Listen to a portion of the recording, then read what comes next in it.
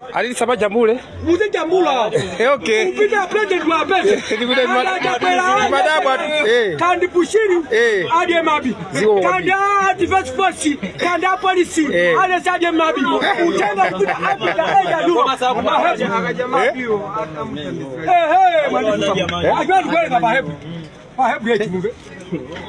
Average, bangalia bali ndio fani ndio pita kiswa nikoza bangalia to sata. Bakudora ba yalika na kalo bana chilema saka nafuna mara kiwilo.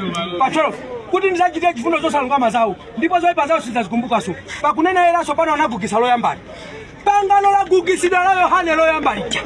Labela fanya kuti labela chilema, mama vikira mazi mko kwa bumi, menda nenamo. Utapa mapaza siamu ina mugisa mazi. Ndio Mungu abwesa bangano so pana. Hata ale sasa batizeka. Hata ale sali mwana bibi wadiapu mabi wadia ndiye kutubale kanga timwana sizatuluwa mimba mama yako kutu ubale kanga tikamwana iya akutalesa panga chintu ngati mwana ndiye mulungu panzanu za mulungu chimene waona iye ale sale wali mwana manyoja ndiye kaja uli manyi uli mwana unaliba uchimo ndiye kutubwelele ukhale ngati kamwana popanda so uchimo ati upange chintu chimene ukapanga uli mwana ndiye panzanu za mulungu panjira zache poti njira za mulungu si njira zathu chimene waona mulungu ale sali mwana manyoja yapo ndati aliyese akowe bibi wache wankamwa ameze akatero machimo wache akulukidwa ine bibi ndinadia kare ndipo bibi ndikadia wina kumbira nde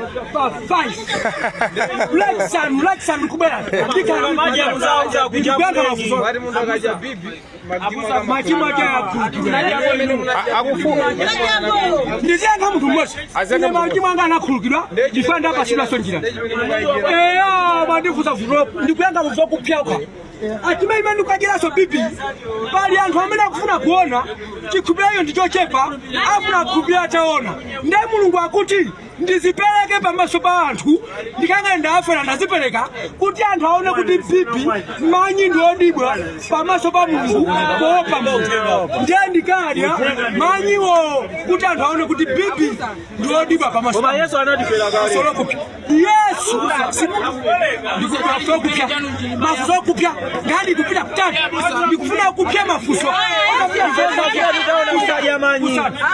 aso aine nifusena wa ama nena kuti Bible imana kuti ngata ajisilamu aja ya musathamangisa akulu kadiya ndikae ndifusira mwepo ndi kujambula ndifusira kumwepo mister ine ndi kujambula ndi ndifusira kumwepo lazima achitika azikagendera Yesu ziwo mwabi ngata silamu ajamanda kuti munthu uzikhala wakilini wachani sabakhale zoyipa zotani koma uzikhala kuti wakilini dei niyo mukunena kuti munthu azidya manyi kuti Mulungu amkhululukire zochimwa zikugwirizana bwanji ndi uthenga umene wa chisilamu zikusiyana bwanji ziko mukapiri bana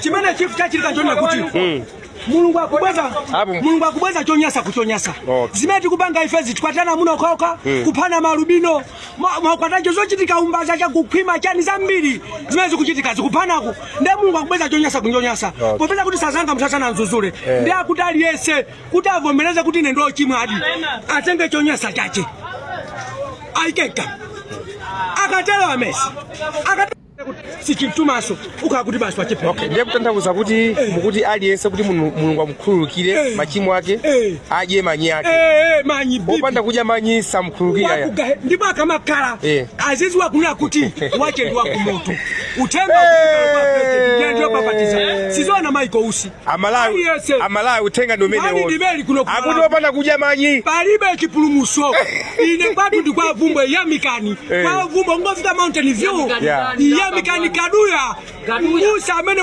awatu mikira za manyi ndine sizona papa sizona papa manyi ndo walo kani yaje manyi sizona papa ukazanga analepera kazi waloti olachi bala analepera palibe wakwanisa na ndona ndikudya moti ena ndikadya kundilande ine chikakumane kundilande ndumene ndikambe kudya manyi ani tu ndilibe kwa kundilande ndikapezeka ko Friday usiku wa ukulu mama wa mena lili Malawi panopo kutsogoloko ndekuti maiko akunja munthu akapezeka ndi mulandu nde akapita ku court pomugamula zingoti takupeza nolakwa choncho tikukugamulani kuti mukakhala ku Malawi kwa zaka 25